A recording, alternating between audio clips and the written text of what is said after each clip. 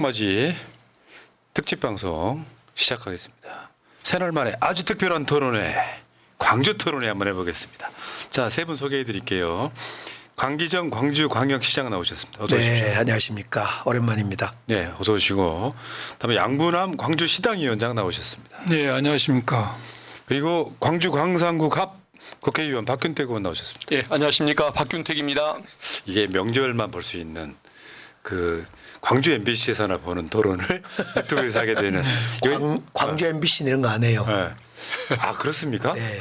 야, 그 시장님이 이제 옛날에 저 새날 패널이었다는 이유로 이런 토론을 요청을 해주셔서 제가 특혜입니까, 특혜? 아니요, 제가 광주 아들이니까요. 네, 광주를 누구보다 사랑하는 사람이에요. 광주 볼 때마다 그 광주가 보일 만한 옥상에 올라가서 지금도 가끔씩 이렇게 찡하게 수구초심이라고 하죠. 자, 세 분 나오셔갖고요. 광주 이야기를 한번 해보겠습니다. 자, 어쨌건 우리 시장님은 이제 저 광주에서 올라오시느라고 한번 올라오면 뭔가 뭐 아침부터 저녁까지 엄청 하고 내려가시더라고요. 뭐 초원에서 올라와서 막 죽으라고 뛰어다니다가 그래 광주 가서 보면 대기만 하고 손에 잡힌 건 없고 오늘은 새날 방송이 확실히 네. 화이팅입니다. 친정 오셨으니까요. 그럼요. 마음껏 예. 말씀하시고 가시죠. 예. 네. 저도 추석 끝나면 다음 주에 내려갑니다. 추석 때는 못 가고. 추석날 17일 날 밤에 네. 추석날 밤에 광주 FC가 아시아 챔피언스 리그에 도전을 합니다. 제 화정동에 있는 예. 그 월드컵. 홈구장이죠. 월드컵 경기장. 아. 거기에 4만 명 수용하는데 요즘 잔디가 다 죽었는데 잔디를 지금 살려놨어요. 어제 제가 점검하고 왔는데 뭐 시축도 하십니까? 시축 그런 거 없이 일본 요코하마 팀하고 붙습니다. 아하. 이거 이 알겠습니다. 광주 FC 프로축구가 생긴 이후로 처음으로 국제대회에 출전할 수 있습니다. 이번. 그 화정동 월드컵 경기장 근처에 조금만 나오면 우리 모교 있거든요. 서석고. 대동고의 아이벌학교. 지금 두 분이 대동고 나오신 거죠? 네. 아, 나 진짜 2대1. 예. 2대1보다 이번 국회의원 선거 때는 소속고가 좀 약진했습니다. 국회의원이 많죠 이번 서석고가. 예, 예. 담양 공고도 있어요. 아니 그 얘기 양문남 하려고 그랬어요. 위원장님 담양 공고. 그러니까 우리 아버지가 담양에 계세요 지금. 저는 묘소가 있습니다. 담양에 있는 천주교 공원묘지. 우리 면입니다. 네. 말씀은 그러시죠. 저한테 잘하셔야 되겠네요. 그 고향 내려가면 담양 쪽 가서 무조건 떡갈비 먹고 오죠. 예. 네. 그리고 박균택 의원은 저기 광주공항 근처에 태어나셨죠. 예, 맞습니다. 옛날에 송정리. 예, 예. 송정리. 지금 송정동. 예, 맞습니다. 어. 그러니까 중학교 때 송정중학교를 졸업을 했는데 항상 비행기 소리를 들으면서 공부를 해야 했고 그 비가 오는 날이면 비행기 훈련이 적으니까 그 선생님들께서 조용해서 좋다고 비 오는 날 또 좋아하셨던 그런 기억도 날 정도입니다. 야, 그러시는군요. 그러니까 어쨌든 간에 이제 광주 사람들만 4명 모여서 광주 이야기를 한번 해보도록 하겠습니다. 예. 자, 근데 진짜 박균택 의원이나 양문남 의원님은 저번 총선 때 격전 치르고 올라오셨어요. 자, 응원하신 분들한테 예. 10초씩만 소감 한번. 뭔지 아시죠? 예.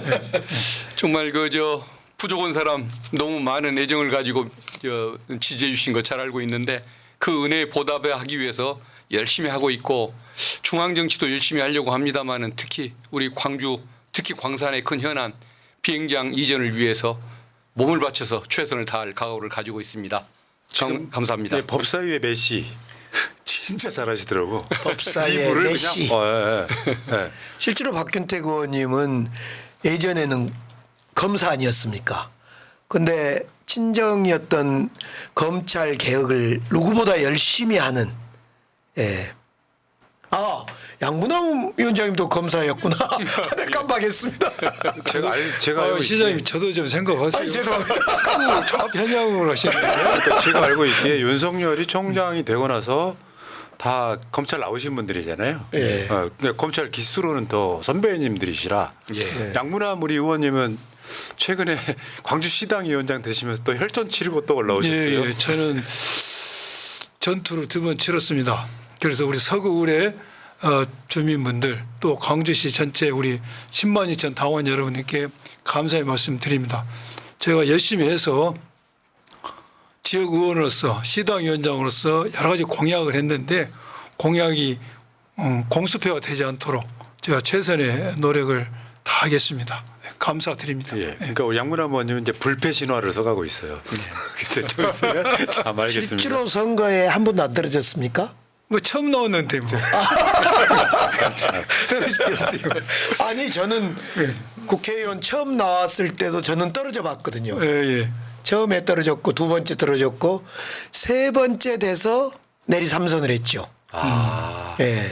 생각해 보니까 우리 저 강기정 시장께서 최고위원도 하신 적 있죠. 제가 2012년 최고위원회 3등으로 최고위원 됐습니다.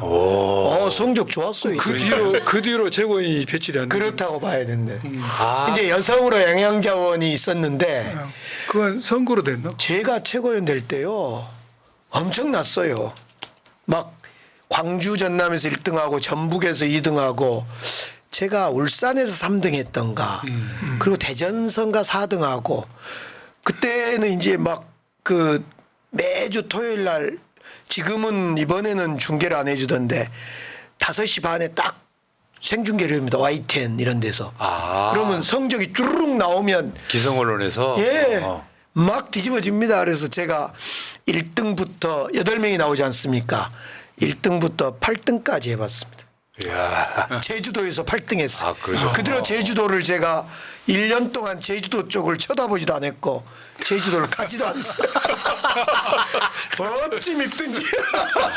뒤끝. 알겠습니다. 지금은 이제 광주시장으로 잘 되셔가지고 자 이제 여기까지 신설이 여기까지 하시고 추석 명절을 맞이해서 진짜 광주 토론회 한번 해볼게요. 여러분 근데 지금 그 강기정 TV, 박균택 TV 그리고 양문함 TV 여러분들 그 구독 좀 해주시기 바라겠습니다. 요즘에는 국회의원들이 또는 정치인들이 자기 채널 운영 안 하면 좀 이상한 그런 느낌이 들 정도로 시대가 바뀌었습니다.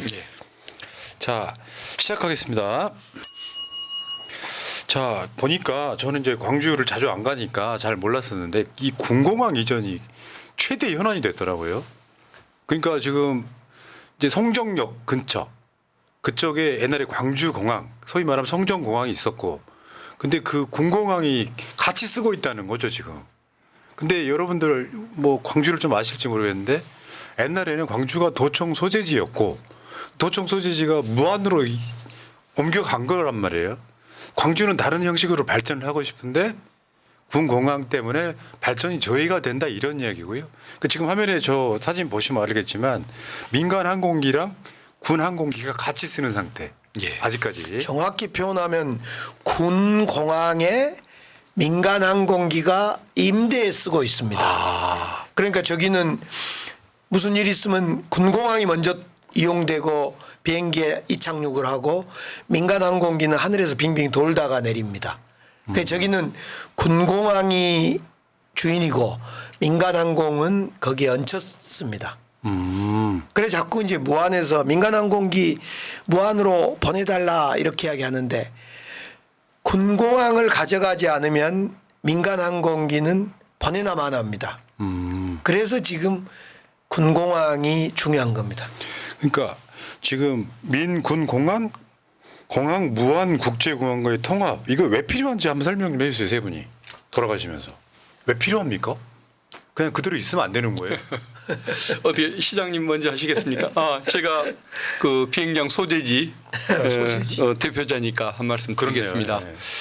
지금 사실 이 그 소음 피해라는 것 이것도 크고 또 하나는 고도 제한이 있습니다. 그리고 이 소음 피해 고도 제한이 있을 수밖에 없는 비행장이 1960년대에 이제 만들어졌기 때문에 그때 당시만 해도 조금 외곽이라고 할 만했는데 지금은 광주의 한 중심지 복판이 됐지 않습니까? 그러다 보니까 광주의 한 중심지에 그 최대 소음 그 어떤 소음을 유발하는 군공항이 안에 있고 그리고 또 그 광주 그 주변에 그 개발을 저해하는 고도 제한이 남아 있다는 것 이게 굉장히 발전에 큰 저해를 주는 거고 또 핵심 그 노른자의 땅을 군부대에서 이렇게 차지하고 있다 보니까 광주가 또 필요한 개발을 하기도 좀 어려운 그런 상황입니다. 그러니까 예전에는 광주가 아니고 광산군이었어요. 광산구가. 그렇다가 사실 면적으로만 따지면 광산구가 광주시 한 절반 정도 되지 않아요? 맞습니다. 그러니까 이거 발전시키려고 하는데 공항이 계속해서 발전을 저해야 한다 이런 이야기죠. 맞습니다. 그러니까 광주 입장에서는 꼭 옮겨야 할 사정이 있는 것이고 대신 그러한 그 문제점을 무안에서는 좀 그 아직 지방이고 또 해안가 쪽에 그걸 만들다 보니까 그로 인한 피해 부작용이 가장 적은 곳으로 또 그 분류가 될 수 있어서 광주가 얻을 수 있는 이익과 무안이 받는 피해를 비교하면 이 규모가 비교가 안 되는 것이고 그래서 이제 무안 군민들께서 조금 기꺼운 마음으로 좀 받아주셨으면 하는 그런 이제 염원을 가지고 있는 그러면 것입니다. 이제 광주하고 전남을 따로 분리하는 게 아니라 전남 발전에는 광주 발전이 선행되고 같이 발전해야 되는 그 관점이 있는 거죠. 예, 그렇습니다. 그러니까 좀 이따 아마 우리 시장님 설명하시겠지만은 광주가 이걸로 인해서 얻는 이익 대부분을 무안에 다 제공을 하겠다는 것이고 또 무안은 지금 현재 국제공항을 가지고 있지만은 좀 그 운영이 너무 그 좀 부실한 것이 지금 현실이고 그러다 보니까 무안 발전 또 전남 발전에도 도움이 되고 광주 발전에도 도움이 되는 그런 방향으로 나가자는 건데 어쨌든 그로 인해서 무안 군민들이 받는 또 소음 피해 같은 것들이 있다 보니까 그것을 이제 또 이익을 최대한 같이 향유하자는 계획을 광주시에서 많이 발표하셨는데 우리 시장님께서 설명을 잘해 주실 것 같습니다. 그러니까 이제 무안과 광주는 서로 이해관계가 있는 겁니다. 무안은 현재 국제공항이 있지 않습니까? 여기를 활성화시키려면 광주에 있는 민간공항을 가져가야 돼요. 국내선. 아, 우리 광주는 군공항을 어디선가 이렇게 보내야 됩니다. 그러니까 서로 민간공항을 가져가야 될 무안과 군공항을 어디론가 보내야 될 광주의 이해관계가 상충되고 있습니다. 지금 저 지도에 나온 것처럼 오른쪽 부분 내가 이렇게 현재 국제공항이 80만 평이 만들어져 있습니다. 그러니까 서로 간에 민간공항과 군공항에 대한 이해관계가 있어서 우리 광주 주장은 뭐냐면 군공항과 민간공항을 함께 가져가라. 왜냐하면 군공항은 놔두고 민간공항을 가져가면 광주 시민들은 민간공항에 같이 있는 것이 좋아요. 가깝게. 제주도 갈 때도 광주 시내에서 금방 가서 제주도 가는데 무안까지 타러 가기도 복잡하고 그러니까 민간공항을 가져가려면 무안 당신들이 가져가려면 군공항도 같이 가져가라. 이런 게 광주 시민의 요구고 무안은 그런데 군공항은 싫고 민간공항만 주라 이러고 있어요. 그래서 서로 얘기가 틀려진 겁니다. 아, 그러시구나. 그래서 무안은 무안공항을 활성화시키기 위해서 민간공항이 필요하고 광주는 광주 발전을 위해서 군공항을 보내야 되고 그래서 무안에다가 그러면 군공항, 민간공항, 국제공항을 통합시켜서 만들자는 것이 저나 김영록 지사나 또 많은 사람의 생각입니다. 그러니까 전남도지사하고는 의견 일치를 보신 건데 예. 무안 쪽이 안 맞는 거예요? 현재 그런 상황이죠. 그 시당위원장님 어떠십니까? 이거 굉장히 난제처럼 보이는데. 이게 광주에 우리 시장님하고 박경태 의원님이 대충 이야기를 해줘서 제가 특별히 할 말은 없는데 이게 광주 공항 이전 문제가 현재 11년째 표류하고 있는 문제입니다. 11년째 표류하고 있는 문제인데 이제 이 문제가 처음 공항을 옮겨달라고 광주 시민들이 이야기할 때만 하도 아마 그 소음 보상이 적절히 이루어지지 않는 시기였을 겁니다. 그런데 지금은 소음 배상 문제에 있어서 상당히 금액도 올라갔고 그 소음을 피해 지역으로 설정하는 구역도 많이 늘어난 상태입니다. 어떻게 보면 제가 이 말씀 드린 이유는 어떻게 보면 가장 뱃속 편안한 것은 그냥 두는 거요. 그것도 공항 그냥 두고 그리고 광주 공항 국내 공항 더 개발시키고 이게 그냥 뱃속이 편하고 간단한 문제입니다. 그렇지만은 광주도 발전하려면 군공항을 다른 데도 옮겨야지만이 더 개발할 수 있는 문제이고 또 군공항이 이전한다는 것은 민공 군공항이 이전한다는 것은 공항 도시가 하나 생기는 거지 않습니까? 그게 어디로 이전하든지 간에 가는 곳은 굉장히 지역 발전이 되는 문제고 그렇겠네요. 그러면 그 지역 저는 꼭 무한으로 지적을 하지 않지만 그 받는 지역하고 이 광주가 상생할 수가 있다. 상생할 수 있는 좋은 기회다 이것이죠. 그렇기 때문에 이 일을 성사시키려는 거고 이 공항을 이전하려면 사업성과 작전성이 겸비가 돼야 됩니다. 사업성과 작전성. 이 공항을 이전하는데 여러 가지 사업적인 이해가 이로움이 있는지 또한 군 전투 작전 수행에 적절한지를 봐야 되는데 그것을 다 겸비한 지역이 지금 무안으로 됐다는 거 아닙니까? 예. 그래서 지금 그쪽으로 옮겨야 되는데 무안 군수님께서 일단 만나주지를 않는다니까. 그래요? 예, 만나주지 않는다니까. 그럼 그런 거예요? 그래서 지금 남북 잠깐만 제 이야기 좀 하고요. 예. 나도 오랜만에 프랭키를 새날까지 나 이야기 좀 하고 가야 될 거 아니에요. 이게 남북의 정상도 만나잖아요. 그렇잖아요. 남북에 우리가 남북 정상끼리도 만나는 문제인데 무한 군수님이 만나주지 않는다니까 전라도 말로 애통이 터지는 거예요 지금. 그래서 근데 저는 이제 시당 위원장으로서 우리 시장님, 도지사님, 군수님이 국민의힘이고 더불어민주당이고 나눠진 게 아니라 한 당이지 않습니까? 한 당이라면은 우리가 서로 충분히 소통할 수가 있다. 지역 발전도 지역 발전지만은 같은 당으로서 소통할 수 있다는 생각이 들고 이제 가장 중요한 것은 정치적 지도자들은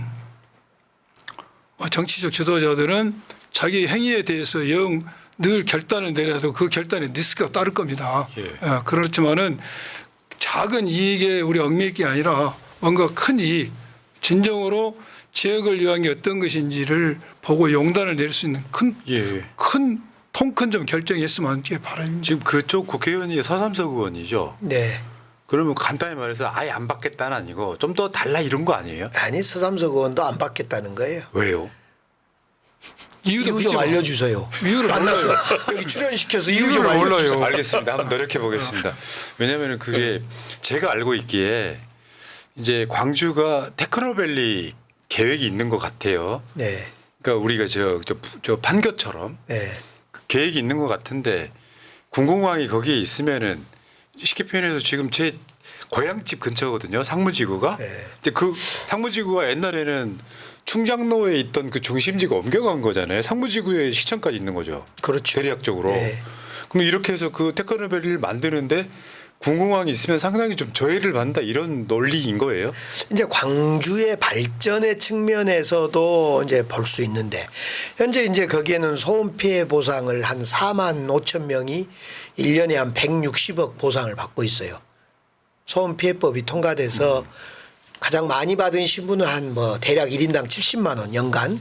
그럼 4인 가족이면 4, 7, 28, 280만 원을 받으니까 소음 피해를 받고 있는데 소음 때문이기도 하고 광주 발전의 저해 때문이기도 솔직히 합니다.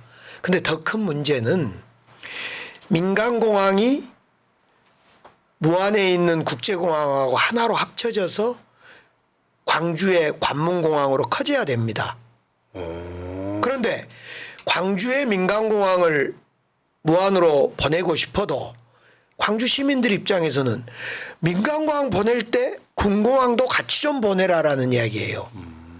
그런데 무안에서는 군공항은 싫고 민간공항만 달라 이러고 있으니까 참 얘기가 안 되죠. 광주 사람으로서는 좀 약간 화나요, 그 지점이. 그렇죠. 그러니까 이제 과거에 그 전남도청을 광주에 있던 전남도청을 무안으로 보냈습니다. 그랬죠. 그리고 광주에 있던 국제공항을 또 무안으로 보냈습니다. 이번에는 군공항 이전이나 민간 항공 발전을 위한다고 KTX를 또 무안 공항을 지나가게 KTX 노선까지 지금 만들고 있습니다. 좋은 것은 다 무안으로 갔는데 군공항만 빼놓고 민간공항만 보내라고 하니까 광주 시민들 입장에서는 동의하기가 좀 어려운 것이죠. 예. 그 아까 강기정 시장하고 전남도지사 그 저 사진이 있죠. 네. 그 여기 전남까지는 무안도 전남에 섞여 있으니까 여기까지는 지금 간 것 같은데. 네. 그러니까 김영록 도지사도 여기 찬성하는 것 같은데. 그렇죠. 저것이 이제 무안으로 군공항, 민간공항, 국제공항을 다 모으자라는 거의 작년 12월 말에 저 합의서입니다. 그런데 무안 쪽에서 거절함으로써 이게 한 발짝도 못 나간다 이 이야기죠. 뭐 결론적으로는 그렇죠. 아, 그래서 강기정 시장이 새날에 나오신 거구나. 그런데 이제 우리 저 양부남 위원장님께서 이제 이 문제를 좀 해결해야 되겠다. 강기정 시장 힘만으로는 부족하다. 또 전남지사의 힘만으로는 부족하다. 아니 우리 강 씨는 능력을 믿어. 그정이 아니라 그래서 이제 당도 함께하겠다. 예, 지역 들고 발전에. 나섰어요. 그래서 양부남 위원장님이 전남도 주철현 도당위원장이나 전남도 국회의원이나 전남도지사, 무안군수, 광주 국회의원, 광주시장 다 모일 한번 버텨보자. 협의해보자. 그런데 전남 쪽은 아무도 안 와본 거예요. 처음에는 됐어요. 처음에 제가 처음에 이거 8월 15일 날 우리 시장님께서 저한테 부탁을 하시고 또 부탁하기 전에도 우리 광주시당이 광주 8명 국회의원이 과연 광주시의 현안을 해결하는데 무엇을 했는지 시민이 우리가 질문을 한다면 우리도 뭐 답변거리 했어야 될 거 아닙니까. 그래서 우리도 이제 도울 참여했는데 시장이 말씀하셔서 제가 도와줬다 생각해서 도당 위원장님께 이제 전화를 했죠. 주천의 위원장님께. 자, 이거 뵙시다. 그럼 오케이. 이거 날짜까지 둘이 받았어요. 근데 좀 있다가 여러 가지 나는 나가기 어렵겠네. 야, 이거 좀 진짜 그래서 난제네. 제가 이제 그래서 그러면 이제 도당위원장 못 나오시고 제가 우리가 글도 호남에서 박지원 의원님 제일 중심 세력이잖아요. 그래서 박지원 의원님께 와서 아련했죠. 여차 저차님께 좀 나오십시오. 좋지. 그래서 박지원 의원님, 그다음에 이계호 장관님, 이계호 의원님, 신정원 우리 의원님, 조계원 의원 승낙 받고 나머지 의원들 제가 전화를 다 했어요. 김은희 의원님, 그다음에 서삼석 의원님, 김문수 의원님, 권향영 의원님 다 이야기했는데 이제 그 네 분이 나오시려 했는데 날짜가 가까워지니까 뭐 이게 봄날에 눈 녹듯이 이것이 살살 누구도 안 나온다 또 누구도 안 나와 누구도 다 빠져버려요. 그때는 봄날에 눈 녹듯이 아니라 모래 손에 모래 빠지듯이 그렇죠. 그런가요? 제가 공고를 갖고 솔솔 빠져버렸어요. 약간 구운 몸 같은 거네요. 그리고 제가 이제 그때 제사님께서 이제 전화를 드렸죠. 참석해달라. 근데 제사님께서는 참석이 어렵다면서 오히려 한번 도청도 방문해달라.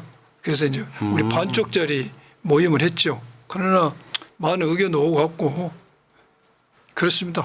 그래서 저는 우리 양부남 시당위원장님이 정말 애를 쓰시고 죽기 살기로 막 발바닥에 땀나도록 뛰셨는데 이 정도의 정치 파워 가지고는 안 되겠어요. 그래서 당 대표가 당의 지도부가 무안군수, 전남지사, 광주시장, 그다음에 광주국회의원, 전남국회의원을 다 소집을 시켜야 될 것 같아요. 이 문제를 왜 책임져라. 그러니까 지금 광주 지역 국회의원 간담회 한 장면이거든요. 예. 그러니까 지금 광주 국회의원들은 사활을 걸고 있는 거예요. 지금 네, 우리가 그렇습니다. 아는 광주 국회의원들 다 나와 계십니다. 다 계셔요. 8분.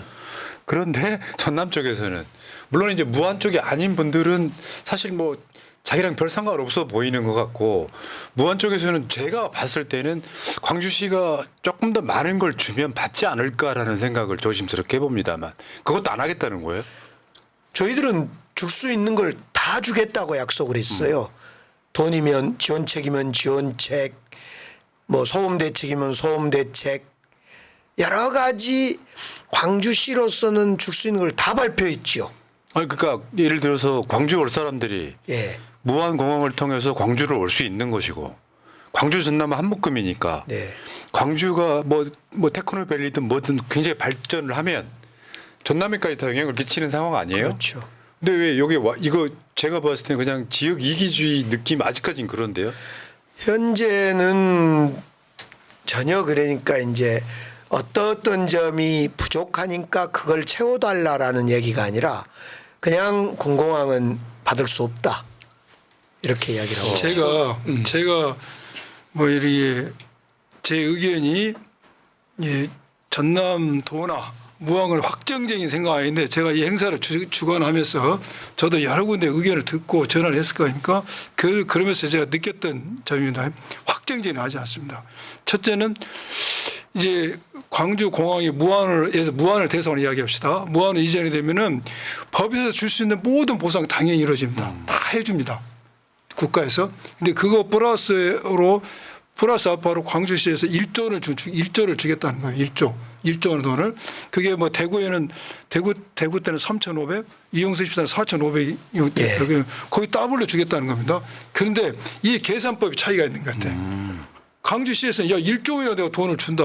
법정으로 다 줘야 돈은 당연히 주고 그 유례금 쪽 1조를 주겠다는데 무안에서는 현찰을 달라는 것 같아. 구체적으로 말을 안 했지만 느낌이 이것은 제가 틀릴 수도 있어요. 근데 이제 광주시에서는 무안이 받겠다면은 무안에서 우리 지역을 위해서 무슨 사업을 해달라고 사업 리스트를 뽑을 거 아닙니까? 이렇게 무슨 사업을 해달라 그러면 그것이 국가에서 이제 돈을 얼마 되면은 나머지는 지역에서 줘야 될 돈을 광주시에서는 조례까지 만들었습니다. 이 돈을 1조를 지원하겠다라고. 그런데 무안에서는 그보다 더 현실적으로 더 구체적으로 뭐 하여간 뭐 확 느낌이 되게 줘야 되지 않냐 이런 것 같고 또 하나는 이제 닭이 먼저냐 달걀이 먼저의 싸움인데 이 무안에서는 광주 너희들이 신뢰성에 담보로 민간공항을 넘겨라. 민간공항은 뭐 공사할 것도 없고 국토부 노선 변경하면 되니까 이걸 해라는 취지고 또 광주시에서는 아니 민간공항 노선 넘기면은 당장 광주 시민들이 서울을 가려도 제주도 가려도 무안까지 차 타고 왕복 한 2시간 걸리는 시간에서 갔는데 갔다가 군공항 안 되면 이거 누가 책임지냐 이것이죠 지금. 예.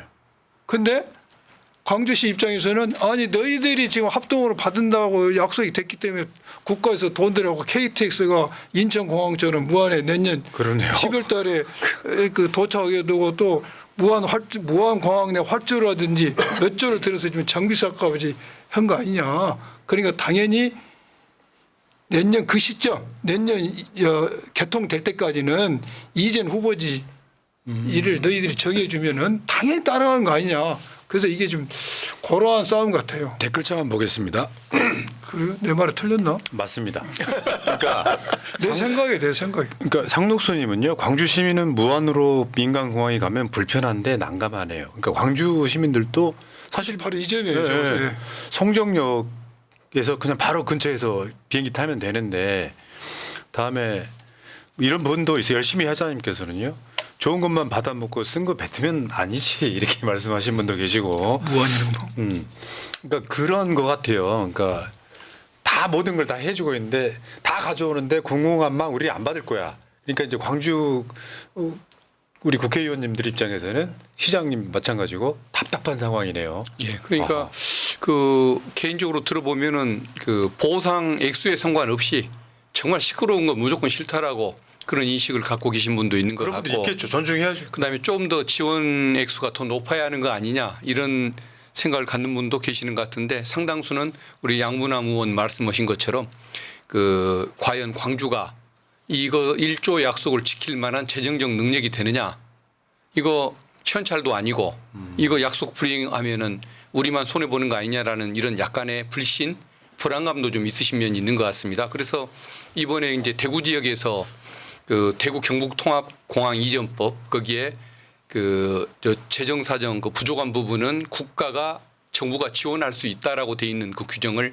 지원한다라고 의무 조항으로 그 바꾸려고 하고 있습니다. 그래서 저도 대구 군공항법을 우리도 함께 따라가면 되는 거니까 저도 설명을 해줬고 수원공항을 담당하는 백혜련 의원님도 같이 동참해서 대구 군공항 그 통합공항 이전법을 지원하는 그 서명을 해줬는데, 그래서 이 대구 경북의 통합공항 이전법이 잘 되면 나중에 우리 광주 전남 통합공항 이전법도 함께 바꾸면서 그 지원 의무 조항 이것을 좀 집어넣고 뭔가 무한 국민들에게 좀 안심할 수 있는 장치를 마련하는 것, 이것도 좀 필요하지 않을까 법적으로 생각합니다. 보장해야 된다. 예, 그죠? 그렇습니다. 정부의 좀 지급 보증 비슷한 책임을 좀 지우고자 하는 그런 노력을 하려고 그러니까 합니다. 지금 그 군공항 이전 법안 발의 계획이라고 제가 봤거든요. 예.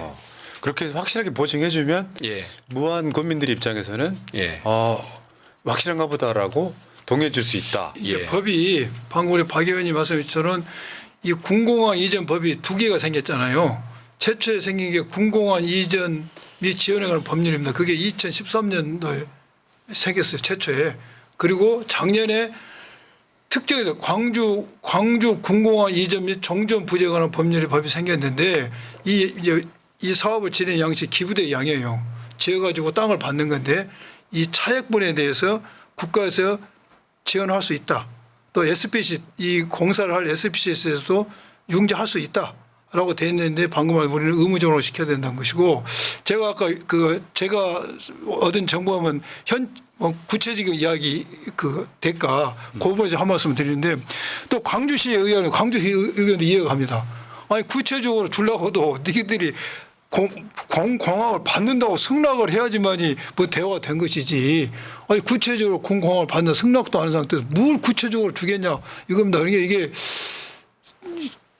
또 말이 되는 거예요. 또 너희들 군공항을 받은다 해야지만이 구체적인 무슨 사업이 나온 것이지. 아니 받지도 않은데 무슨 사업이 나온 그러니까요. 제 말이 추진을 못 하네요. 우리가 이제 법적으로 지금 법에 규정되어 있어서 어떤 거 이주비라든가 보상비라든가 이런 법적으로 보상된 규정된 보상은 다 법이 지금 이미 규정을 하고 있습니다. 그건 당연히 주고요.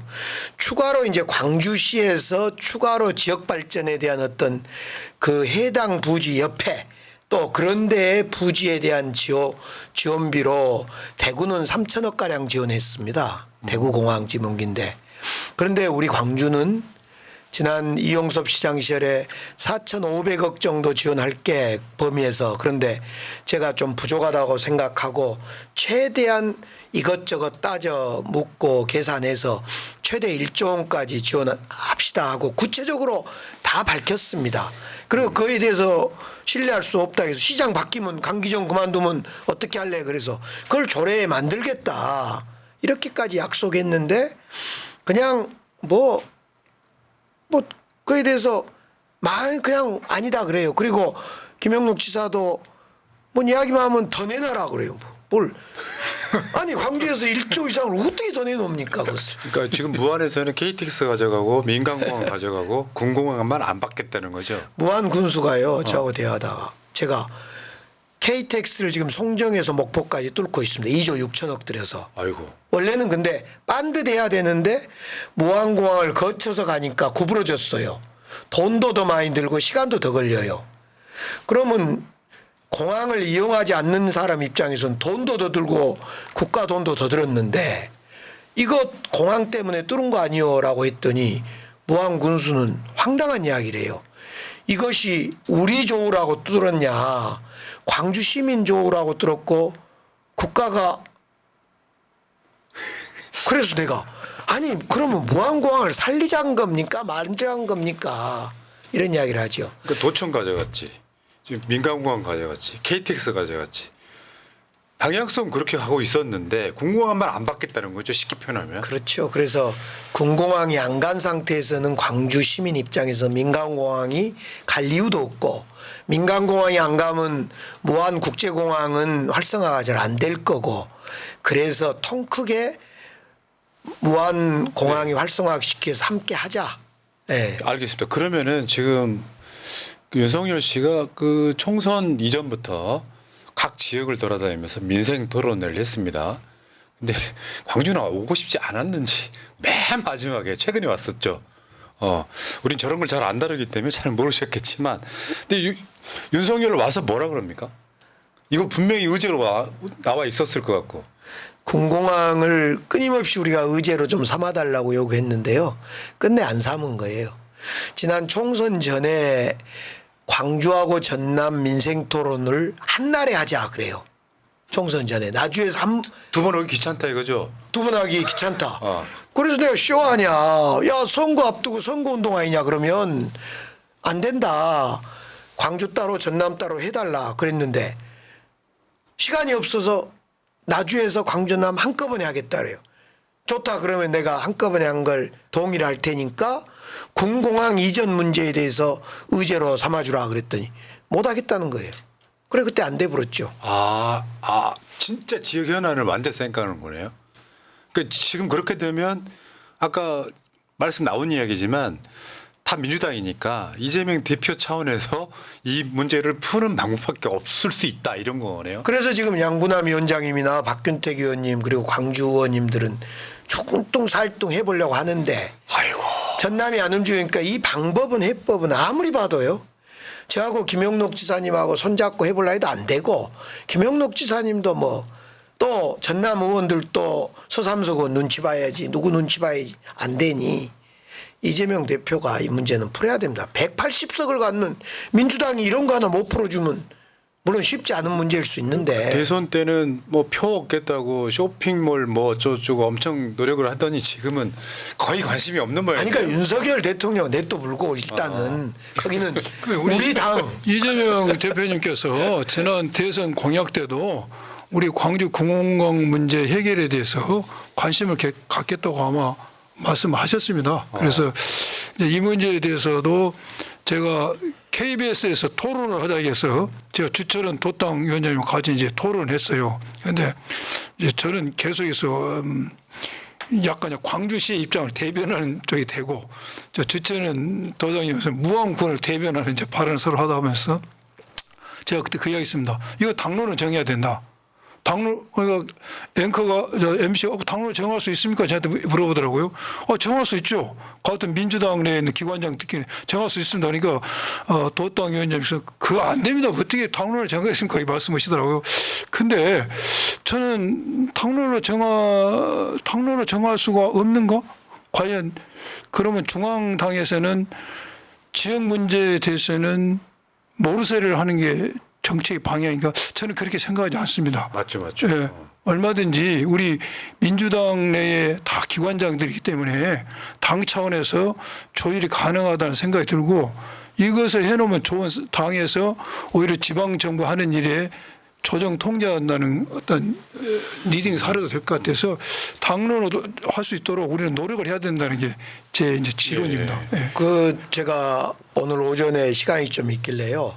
민주당의 지도부 중에 한 분을 만났어요. 그래서 당론 얘기도 요청을 드렸지만은 그것이 중요한 게 아니라 우선은 무한 군수께서 무소속으로 있다가 이제 한 달 전에 민주당에 복당이 됐습니다. 그런 만큼 무한 군수님, 전남지사, 광주시장, 그다음에 광주 국회의원, 전남 국회의원을 5월 5일 날 소집을 해서 우리 교황 뽑을 때 날이 셀도 콘클라베를 하지 않습니까? 뭐 당론이기 전에 해당 광주 전남의 발전책이니까 만들어내라. 죽이 되든 밥이 되든. 알겠습니다. 예. 자, 어쨌건 민생토론회를 맨 마지막으로 할 때 강기정 시장이 이런 얘기 하셨어요. 민생토론회 광주로서는 참 서운하다. 근데 결국에는 저 말대로 된 거죠 그냥. 뭐 요식행위였던 거죠? 늦었지만은 아니요. 요식행위가 아니라 우리가 기대했던 것이 이제 기대한 것이 100이었다면 120%를 얻어서 저희들은 이번 광주 토론회는 민생 토론 대만족이죠. 그러니까 통수권자이기 때문에 저 군공항 문제는 아무 없고 군공항 다른 문제는 거? 다른 거 이야기죠. 자 그리고 보니까요 9월 2일부터 3일까지 국회에 광주의 날 행사를 했더라고요. 아 저거 미리 알았으면 저도 한번 갈 걸. 우리 저 장면은 지금 네. 박균택 국회의원님께서 군공항 이전 관련 토론회를 주최해 주셨어요. 저 지금 박균택 의원님이 주호영 우리 부의장님을 포함해서 우리 광주 의원님들하고 두루두루 다 지금 파이팅하고 있습니다. 제가 한 게 아니고 광주시의 대리인으로 얼굴 마담을 한 겁니다. 아닙니다. 박균택 의원님이 의원님들 다 소집해 주시고 이런 게 지금 예를 들면 예. 부산의 날, 대구의 날 이런 게 있나요? 아닙니다. 처음 들어본 것 같아요. 광주의 날을 처음 해봤습니다. 그러니까 다른 정당의 정치인들도 오시고 네. 보기는 좋았다고 보고요. 네. 그때 이재명 대표도 왔습니다. 이재명 네. 대표 당연히 올 수밖에 없는. 기본소득, 에너지 정책 등 협약을 맺었습니다. 광주시와 민주당이. 그리고 지금 광주에서 광주형 일자리 때문에 예. 자동차가 생산돼서 국회에 이제 캐스퍼를 팔러 또 네. 세일즈까지 오셨어요. 제가 운전하고요. 우리 양분남 위원장은 제가 운전한 뒷자리에 국회의장님이랑 함께 동승해서 국회 한 바퀴 돌았습니다. 자, 어쨌건 얘는 쓰시네요 보니까. 엄청 쓰시죠. 엄청 쓰시는 거죠. 엄청. 아니 근데 이게 행정이라는 게 성과가 그렇게 막 나는 일이 아니라서 바로바로 안 막 나요. 엄청나게 막 돌아다니고 야 무한만 좀 풀려도 지금 제가 봤을 때 직을 걸고 하시는 것 같은데. 예.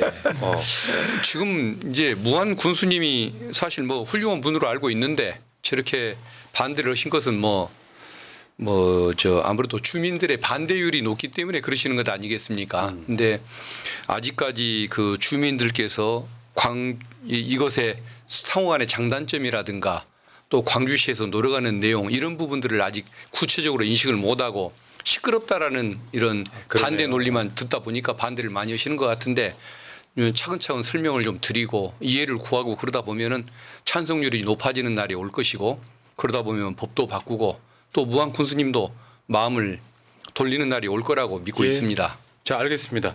자 나올 이야기는 다 나온 것 같고 자 무한 군 측에 뭐랄까요 좀 대승적인 결단을 기대해 보고요. 자 무안에서도 보고 계신 분 계실 것 같은데 자 광주 이제 광주 정치인들이시니까 뭐 여쭤보고 싶은 게 이번에 광주광역시가 소상공인 공공 배달 앱이 출시가 됐더라고요. 근데 저번에 또 광주 출신인 안진걸 민생경제연구소장이 또 이걸 전에 갖고 와서 한번 홍보를 했어요. 광주에도 공공 배달 앱이 있다. 지금 더군다나 이게 꽤 놀란 게 경쟁 체제를 만들었더라고요. 예. 그러니까 위메프하고 땡겨를 두 개를 경쟁하게 만들었더라고. 네. 이거 되게 아이디어 좋으신 것 같아요. 저 지금 공공 배달앱을 저희들이 2%짜리 배달앱을 땡겨요 수수료 하고 2%? 네. 수수료 2%. 근데 배달의 민족은 수수료가 10% 가까이 돼 버려요.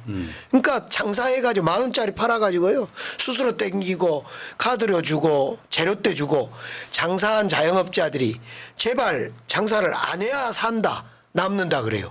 그래서 이제 저 소상공인들 저 배달앱 수수료가 너무 올라가서 저 배달의 민족이 저거 이제 망해야 되는데 그래서 저 배달 아니 큰일 나십니다. 배달의 민족 저 앱이요 앱 저거 저 회사 좀 심하죠. 갑질이 심한 거. 갑자기 이번에 44%를 올려봤어요. 야 지금 저 국부 그럼 유출인데 우리 시장님은 위메프나 땡겨로 한번 주문해 보신 적 있어요? 저는 배달 음식을 별로 안 좋아해가지고 본인부터 하세요 좀. 아니 근데 저는 배달의 민족 앱을 쓰질 않아요 저는. 아 그러시구나. 근데 8.15 앞두고 우리 저걸 담당하는 해당 부서랑 독립운동 하듯이 배달의 민족 탈퇴 선언을 해본 거예요. 그래가지고 8월 14일 날 아니 8월 10일 날 시작해서 8월 말까지 자영업자 1,500명이 탈퇴를 선언했어요. 그래서 오늘 저 공공 배달앱 문제를 가지고 제가 오늘 우리 참 좋은 지방정부위원회 신정훈 위원장이 국회의원이 위원장입니다. 뭐 하고 있냐 그랬더니 그렇지 않아도 오늘 김남근 국회의원이랑 두루두루 모여서 저 공공 배달앱 저 문제를 가지고 하겠다는 거예요. 오늘 아마 오전에 회의했을 겁니다. 그 두 분도 이제 광주 내려가시면은 저 앱을 통해서 한 번씩 써보세요. 써보시면 편하고 야식을 안 먹은데. 저도 배달 음식을 먹지 않은데 한번 해봐야 되겠습니다. 아이고 아재들. 저도 해야겠네. 세 분 다 똑같으세요? 요거는 설선수에서 까시고 UMF 땡겨요. 근데 사실 광주 경제는 제 기억에 광주 경제가 그러니까 굉장히 산업도시 이런 게 아니라서 경제가 좀 상당히 안 좋은 그런 도시죠 옛날부터. 자영업 높고 아. 자영업 비중 높고 그래서 참 어렵습니다 지금. 그래서 왜 이제 그럴 때는 이제 이미지를 교육도시 이런 식으로 이제 이미지를 약간 바꾸고 이런 건데 자 어쨌건 여러분 광주 계시는 분들은 위메프 또는 땡겨요 또는 둘 다 까셔도 됩니다. 까시면 좋을 것 같고 9월 7일 날 광주 비엔날레가 개막했어요. 무려 94일간의 현대 미술의 대양연. 그러니까 9월 7일부터 시작해서 12월 2일까지 사실은 광주가 수도입니다. 수도. 문화 수도. 그렇죠. 네. 제가 저 방송 일하면서요. 입봉하기 전에 제일 먼저 취재 갔던 것이 일회 비엔날레였어요. 96년. 네. 6년. 그러니까 비엔날레란 뜻이 이제 2년마다 한 번씩이라는 네. 뜻이고 원래 이제 베니스 비엔날레 여기서 이제 아마 착안한 것처럼 보이는데 벌써 이게 30년 된 거죠. 베니스 비엔날레는 130년 되고 있고요. 우리는 지금 30년 됐는데 세계 3대 비엔날레 중에 하나로 딱 자리를 잡아버렸어요. 이날도요. 와 정말 소위 국제적인 문화예술인들이 드글드글했어요. 광주. 저기가 지금 중해공원 쪽인가요? 예, 그 지금 항상 하던 자리? 이거 96년 98년 1회 2회 때는 저기서 했어요. 야외 큰 무대에서. 네. 그러다가 이제 저기서 안 하다가 이번에 저기서 처음으로 10몇 년 만에 20몇 년 만에 한 거 아닙니까? 그런데 저기에 정말 많은 사람들이 운집했는데 비엔날레가요. 했다간 비가 와요. 이날도 중간쯤 오니까 비가 쏟아져 가지고 아 개막식이. 개막식이. 축하하죠 뭐. 하늘에서 예. 축하의 비가 되는 겁니다. 그러니까 두 분도 가보셨어요? 다 오셨죠. 비엔날레? 예. 아, 광주하면 지금 이제 문화수도로서 아시아에서는 거의 최정상급 행사가 됐고, 그 지금 이제 이 방송 보고 계시는 전국에 계시는 분들이 아시아 최대의 미술 축제를 한번 가서 보시기 바라겠습니다. 저희 지역구에 그 보문고등학교가 있는데 네. 거기에 시장님도 오셨습니다마는 거기에서도 그 별도로 비엔날레 전시 행사가 열렸는데 그 광산구에 이태리 대사까지 와서 축하하고 또 함께 그 뭐 축제 즐기는 이런 모습을 보니까 아주 특별한 느낌을 가졌습니다. 저는 솔직히 작품이 그렇게 멋있는지는 모르겠던데 현대미술은 아무튼, 예. 이해하기 힘들어요. 그러니까 이해를 못하겠는데 어쨌든 그 많은 분들이 와서 축하해주고 예. 이태리 대사까지 오는 모습을 보고 참 기분이 좋았습니다. 이번 주말 그리고 지난주에 대사들이 한 20여 분 이상이 왔어요. 각국의 대사, 이탈리아 대사, 뭐 이스라엘 대사, 베트남 대사, 이스라엘 대사는 안 오셨고 베트남, 필리핀, 뭐 또 캐나다, 뭐 막 곳곳에 또 핀란드 대사, 영국 대사, 카타르 박물관 관장님도 왔는데 그거 막 돈이 많잖아요. 야, 그 문화수도에 지금 기가 막혀요. 문화수도의 강기정 대통령이시네요. 아니 실제로 저 문화 비엔날레나 이런 건 문화 애교가 완전히 이루어집니다. 예. 자, 광주 많이 사랑해 주시고요. 광주라고 하는 곳에 대한 자부심은 전 개인적으로도 굉장히 높거든요. 그러니까 서울에서 광주 출신이라는 이름으로 특히 이런 독재 정권 들어섰을 때 그 이름으로 싸운다는 거에 대한 자부심이 있어요. 저도 어렸을 때 초등학교 때 광주 5.18을 직접 본 사람으로서 현재가 지금 굉장히 어두운 시기이기 때문에 광주 국회의원들도 그런 면에서 전부 다 싹 바뀐 게 아니냐. 독재 정권과 싸워라. 이런 느낌이 있는 것 같고, 다만 여러분들이 궁궁왕 이전을 떠나가지고 저 추석 정도 지나고 나면 차분할 때 가을 선선한 바람 맞으면서 KTX 타고 광주 송정역에 내려서 비엔날레 행사도 한 번씩 쭉 보셨으면 좋겠다 이런 생각이 듭니다. 자, 두 분 나오셨으니까요. 일단은 뭐 광기정 시장님도 관련 있는 이슈를 정치 이슈를 한번 여쭤볼게요. 뭐냐면 윤석열 정권이 지금 문재인 전 대통령을 수사하는 지경에 이르렀고, 사실 두 분 의원님들은 윤석열 검찰총장 되면서 검찰에서 물러났던 분들이기도 하고, 박균택 의원은 지금 법사위의 메시가 되셨고, 또 강기정 시장은요 당시 정무수석 하시면서 그때 새날방송 출연하실 때 윤석열 당시 총장을 엄청 비판했던 그런 분이기도 하고, 그 얘기 잠깐만 여쭤볼게요. 그러니까 이게 지금 배은망덕이라는 표현이 쓸 정도로 사실 출세시켜준 거잖아요. 근데 여기에 지금 자신을 출세시켜준 대통령을 말도 안 되는 이유로 수사하는 현상, 이것들에 대해서 한번 고견을 좀 부탁드리겠습니다. 시당 위원장부터 하세요. 그럴 거예요. 네. 제가 특별히 한 이야기도 없는데 이걸 해봐야지. 지금 이게 사건의 내용은 우리 시청자들께서 다 아시지 않습니까?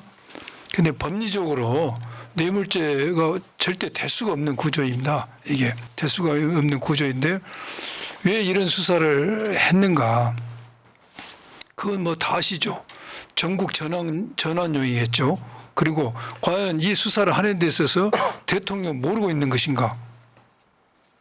전직 대통령 수사인데 대통령이 모르고 있을까? 강한 의문이 들고요. 이제 중요한 것은 앞으로 이 수사가 어떻게 전개될 것인가가 이제 문제입니다. 그런데 사람을 한 번도 불러보지 않고 피의자로 입건을 한다. 소시민할지라도 절대 해서는 안 될 일이죠. 그렇네요. 그렇죠. 그런데 전직 대통령을 그것도 한 번도 불러보지 않고 피의자로 입건해버렸다. 이 의미는 뭐라고 대통령이 와서 변명을 하든 우리는 마이웨이다. 피의자로 입건했으니까 기소는 당연한 것이고, 불행하게도 심하면 지금 뇌물액이 2억 2천을 잡았었습니까? 이거 어차피 전국 전환용이고 전직 대통령을 망신 중에 수사이기 때문에 구속영장 청구까지도 갈 수도 있어요. 그래서 이제는 그야말로 갈 때까지 가는 상황이다. 이게 굉장히 참 어쩌면 있어서는 안 될 상황이 지금 전개되고 있는 겁니다. 아이고. 네. 제가 지금 전 정부 그 탄압대책위원회 위원으로 예, 맞습니다. 이제 포함이 지금 돼 있는 상태인데, 뭐 국민들께서 대충 아시겠지만은 그래도 조금 마음을 편하게 생각하시도록 내용을 조금만 설명을 드리면은, 그 이상직 전 의원 그분이 중진공 이사장에 임명될 자격이 없는 분이 아니지 않습니까? 예. 그래서 그거 자체를 뭔가 부정한 의도로 보는 것도 이해할 수가 없는 일이고, 그 사위분이 어떻게 해서 그 회사 직원으로 채용이 됐는지까지는 저는 그 과정을 알지는 못합니다만은, 그것에 뭐 부정 비리가 있다든가 그 중진공 이사장이 된 것에 대한 은혜를 갚기 위해서 문재인 대통령이 아는 상태에서 직무상 대가를 제공한 경우라고 볼 증거는 없을 것 같습니다. 그리고 사위가 근로를 제공하고 근로에 대한 대가로 봉급을 받은 것인데 그게 뇌물이라는 것인데, 일해주고 받는 것이 왜 그 뇌물이 되겠습니까? 그런 식으로 따지면 김건희 여사가 과거에 학력을 속여서 대학 강사가 되고 그 강사료를 받았으면 그 강사료를 사기죄라고 할 수는 없는 거 아니겠습니까? 맞죠. 속이는 과정에 어떤 업무방해죄가 될 수는 있겠지만은 사기죄가 될 수는 없을 건데 여기다 적용하는 것도 말이 안 되는 것이겠죠. 그리고 사위에게 주던 뭐 용돈을 안 줬으니까 뭐 경제공동체라 뭐 뇌물이 된다고 하는데, 그러면 우리 김건희 여사 명품백 받는 바람에 윤 대통령이 그것을 안 사줘도 되니까 본인도 그러면 뇌물을 받는 것과 같은 것이 300만 될 원 텐데, 굳었죠. 네. 그러니까요, 이런 면에서 보면 너무도 억지가 많은 그런 사건이기 때문에 이것은 정말 그 국민 상식으로 이해할 수가 없는 사건이 맞는 것이고, 그 지금 정치 검찰이 어떤 행태를 앞으로 벌일지는 모르겠습니다만은 그 의도는 결국은 성공하지 못할 것이라는 점을 뭐 좀 예. 국민들께 좀 말씀을 드리고 싶습니다. 그러니까 낮은 지지율 그리고 추석 명절 그러면서 문재인 대통령도 뇌물 받았어, 이 이미지 하나만 얻고자 하는 그 의도, 나쁜 의도. 그리고 저는 기억이 나는데요. 그때 강기정 시장께서 새날 고정 출연하실 때 그때 이제 조국 당시 법무부 장관에 대한 수사 때 예. 순방할 때마다 난리가 나는데 좀 조용히 좀 하면 안 되냐 그러다가 나중에 수사 받으셨잖아요. 그렇죠. 김봉현 뭐 해가지고 수사 받으셨는데 라임 사건. 그 아드님이랑 같이 저기 놀러 가셨다가 급하게 좀 기억이 나는데 그 사건 어떻게 됐어요? 그 아무 일이 없었어요. 그러니까 그런 문제가 예, 있는 저는 거고. 뭐 그런데 저는 문재인 대통령이 가장 공수처며 검찰개혁이며 수사권 조정이며 제일 열심히 했잖아요. 검찰의 보복 수사인 거이 분명해 보여요. 이때쯤 되면 윤석열 대통령이 야 어떻게 억지 논리 쓰지 말고 검사들 수사하지 마라 라는 식의 시그널을 분명히 해야지요. 반대로요. 예. 시켰을 가능성은 없어요. 글쎄 뭐 거기까지는 모르는데 그래도 윤석열 총장이 어찌됐든 중앙지검장이며 검찰총장으로 문재인 대통령이 임명하신 분 아닙니까?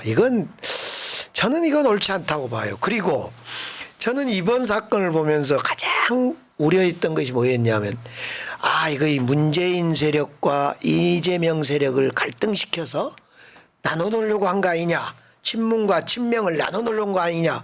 이런 생각을 사실 처음엔 가졌어요. 그런데 바로 한동훈 이재명 대표 회담 때 우리 이재명 대표가 한동훈 대표하고 회담할 때 세게 이야기를 했잖아요. 문재인 대통령 수사 이거 옳지 않다. 그리고 또 그저께인가요? 또 양산 가서 이렇게 함께 손잡고 나쁜 일은 막자 이렇게 해줘. 나는 그래서 이 검찰에서 문재인 대통령에 대한 그 피의자 양분남 위원장님이 말씀하신 것은 이제 법적으로는 정말 공감이 되는데 그 피의자로 적시하고 수사하려고 하는 것이 의도가 무너졌다, 깨졌다. 이제 그만해야 된다. 네. 그러니까 이런 모든 생각이. 이슈가 되면 여론조사를 해보면 한 30대 60 또는 뭐 25대 70 이런 식으로 아니 우리가 노무현 대통령의 논두렁 시계로 인해서 노무현 대통령이 죽음을 봤던 국민들 아닙니까? 아픔을 겪었던 국민들인데 또 저짓거리를 하고 있으면 어떻게 합니까? 야, 그 저 박균택 의원님 대학교 선배죠. 저 누가요? 용산 계신 분. 누가요? 글쎄요, 별로 선배라고 생각해 본 적은 없습니다. 제가 검찰 선배라는 것은 알겠는데 네. 대학 선배라는 것은 별로 그분이 인정을 안 구술을 해봤죠. 하셔가지고 예. 좀 심하잖아요, 이거는. 이거 지금 저 윤석열 뭐 대통령이 시켰는지 그 우리가 알 수 없는 문제인데 제가 볼 때는 전직 대통령 수사하면 대통령 분명히 복원이 됐을 것 같아요. 네, 그렇겠죠. 그럴 것 같습니까? 그러다 방금 우리 강 시장이 말씀하신 것처럼 대통령이 야, 그 뭐 그런 무리한 수사를 하냐 이 말은 수사 중단됐겠죠. 그런데 4월 10일 총선 실패한 뒤로는 계속 이게 빠르게 진척이 되고 있는데 제가 볼 때는 이게 오히려 자기의 이 정권의 엄청난 부메랑이 될 거라는 생각이 듭니다. 야, 이런 분들이 광주 국회의원이시구나. 야, 엄청난 이게 부메랑이 되는 것이고 이것이 지금 우리 이재명 대표님께서 이제 문재인 대통령 만나가지고 이렇게 우리가 이게 잘 대응하자라고 한 것에 대해서 일부 언론을 비판을 하는데 방탄용 프레임이라고 하는데 저는 그렇지 않다고 봅니다. 지금 두 분의 문제가 아니라 이거지. 이러한 정권으로부터 탄압은 우리 민주주의를 지키고 민주당을 지키고 민주 진영의 인사를 지키기 위해서는 당연히 이걸 서로 연대를 하든 어떤 형태가 됐든 막아내고 이겨내야 되는 생각입니다. 맞습니다. 이게 당장 우리 문제가 될 수가 있는 겁니다. 이게 지금. 지금도 법률위원장이신가요? 저는 이제 목이 잘렸고 우리 제 의원으로 박균택 의원. 그러셨어요. 예. 저 잘렸는데 자꾸 말씀하면 아니요.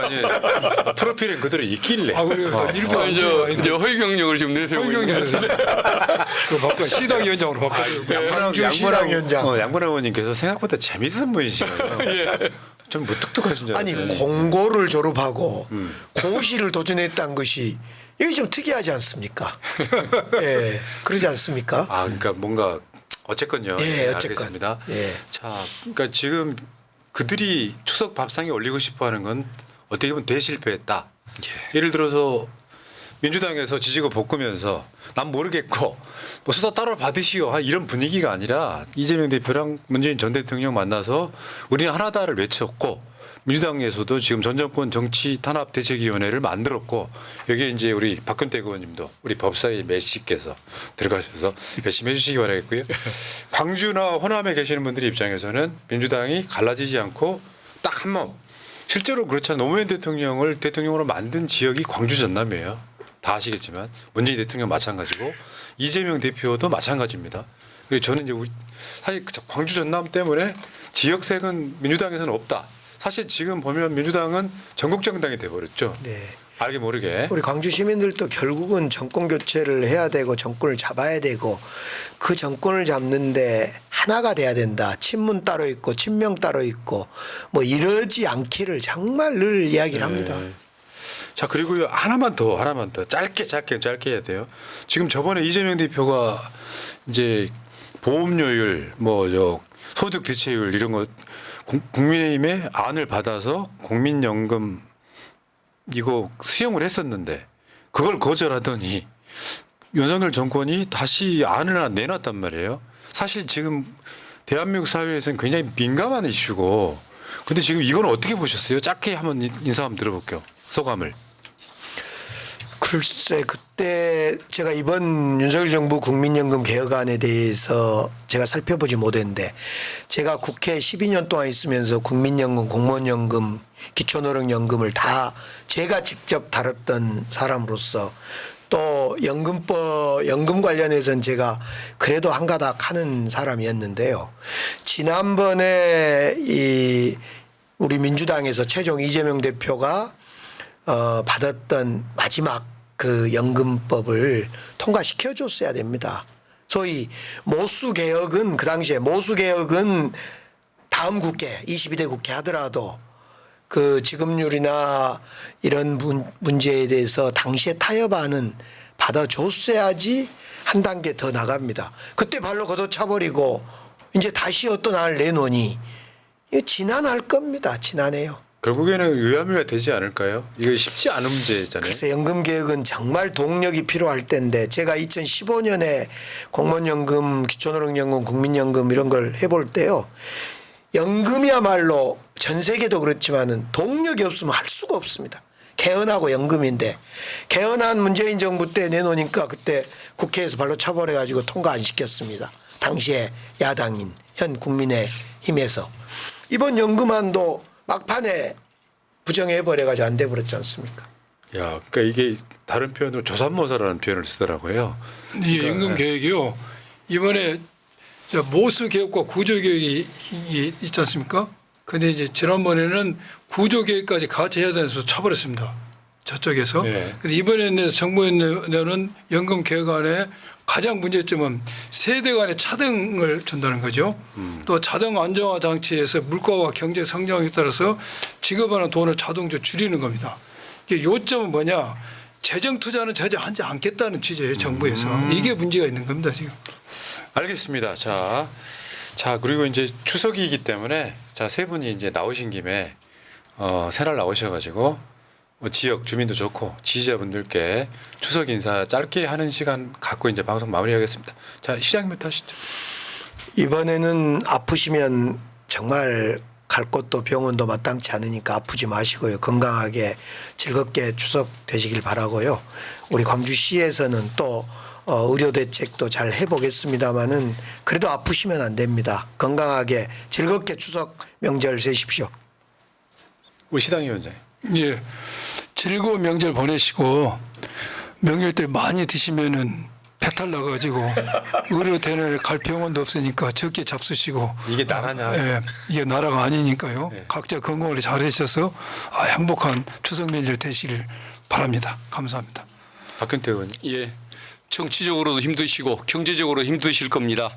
아무튼 우리 민주당 의원들과 함께 힘을 똘똘 뭉쳐서 희망을 드리는 정치하도록 노력하겠습니다. 건강하십시오. 예. 광주라는 도시 이름부터가 예쁩니다.